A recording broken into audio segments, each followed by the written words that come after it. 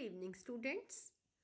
आज की हमारी डायरेक्टरेट ऑफ एजुकेशन से जो वर्कशीट आई है वो है स्क्वायर एंड स्क्वायर रूट पर कुछ वर्ड प्रॉब्लम्स। आपको वर्ड प्रॉब्लम्स करने में बिल्कुल भी प्रॉब्लम नहीं आएगी अगर आप उस प्रॉब्लम को ध्यान से पढ़ेंगे और समझेंगे। कुछ एग्जाम्पल्स आपको इस वर्कशीट में दिए गए हैं और कुछ प्रैक्टिस क्वेश्चंस दिए गए हैं। इन प्रैक्टिस क्वेश्चंस में जो फर्स्ट क्वेश्चन है उस क्वेश्चन में आप थोड़ी करेक्शन कर लीजिए। एक बाग में 3136 पौधे इस प्रकार लगाए जाने हैं कि प्रत्येक पंक्ति में उतने ही पौधे हों जितनी की पंक्तियों की संख्या हो। पंक्तियों की संख्या और प्रत्येक पंक्ति में पौधों की संख्या ज्ञात करनी है। देखिए हमारे पास कुल पौधे कितने हैं, 3136। अब मान लो 4 पौधे होते मेरे पास, तो मैं क्या लगाती, एक पौधा इधर लगाती, एक पौधा इधर, 2 पंक्तियां बन गई। और 2 पंक्तियां हैं तो 2 ही पौधे लगते, यानी 2 इधर और 2 इधर, तो हमारे पास आता 4 पौधे। ऐसे ही मान लो 9 पौधे होते हमारे पास, तो मुझे 3 पंक्तियां बनानी पड़ती। एक पंक्ति 3 पंक्तियां बना दी और हर पंक्ति में कितने कितने प्लांट्स लगते, 3-3। इस तरह से ये क्वेश्चन को समझाने के लिए मैं आपको बता रही हूँ कि 9 पौधे कुल होते तो मैं 3 पंक्तियां बनाती, हर पंक्ति में 3-3 प्लांट्स आ जाते। 3 पंक्तियां और हर पंक्ति में 3 प्लांट्स, 3 इधर 3 इधर, और हमारे पास आ जाते कुल प्लांट्स 9। पर हमारे पास कितने प्लांट्स हैं, 3136। तो हर पंक्ति में कितने लगाएं, ये जानने के लिए हम क्या करेंगे, हमें मालूम तो नहीं कितनी पंक्तियां हैं, तो हम मान लेते हैं कि ये x पंक्तियां हैं, चलती जा रही हैं।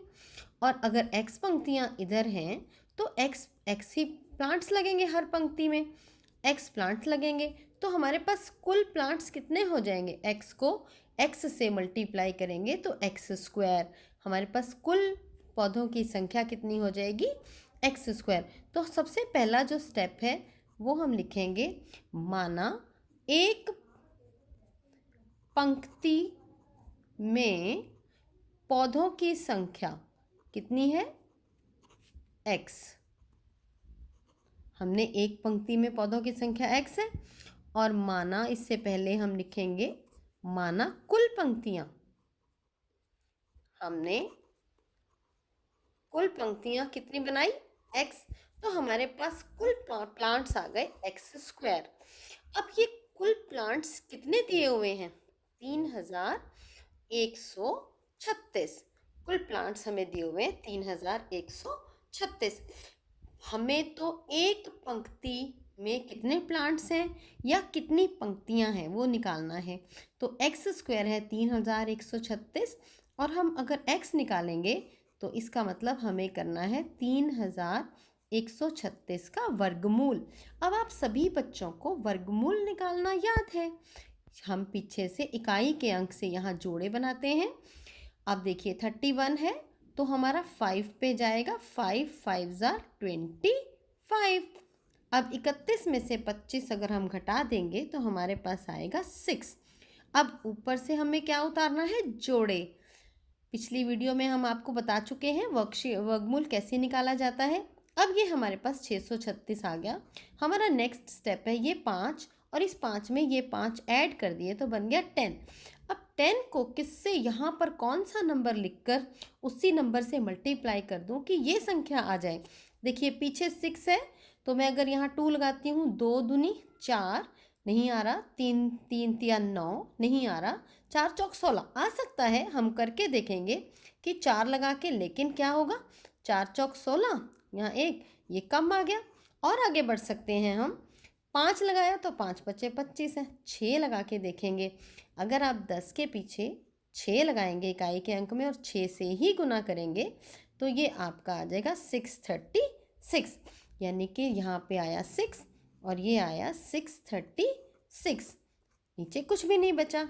इसका मतलब हमारे पास कुल पंक्तियाँ कितनी बनी, 56, और एक पंक्ति में पौधे भी कितने हैं, 56। कुल पंक्तियाँ 56, एक पंक्ति में पौधे भी 56। तो इस तरह से हमारा ये क्वेश्चन सॉल्व हो गया। अब आप ये नेक्स्ट क्वेश्चन देखिए, 8वीं कक्षा के छात्रों ने कोविड-19 के फंड में दान देने का निश्चय किया। प्रत्येक छात्र ने उतने ही रुपए दान में दिए जितने कि छात्र थे। Exactly same question. उस कक्षा ने कुल 2601 रुपया इकट्ठा किया। कक्षा में छात्रों की संख्या ज्ञात कीजिए। अब हमने इकट्ठे कितने किए? 2601 रुपया। कक्षा में छात्रों, बिल्कुल जैसे ये क्वेश्चन मैंने आपको बताया है, बिल्कुल उसी तरीके से आपने ये वाला क्वेश्चन भी सॉल्व करना है। थर्ड क्वेश्चन, वह सबसे छोटी संख्या ज्ञात कीजिए जिससे 5400 को गुना करने पर संख्या एक पूर्ण वर्ग संख्या हो जाए। इस क्वेश्चन में आपने 5400 को गुणनखंड विधि से टुकड़ों में बांटना है और जो टुकड़ा का जोड़ा नहीं बनेगा उससे मल्टीप्लाई कर देना है। इस तरह से पूरी वर्कशीट के आपने सारे क्वेश्चंस करके ये होमवर्क में भेजनी है कल शाम तक। होपफुली आप सभी बच्चों को समझ आ गया होगा।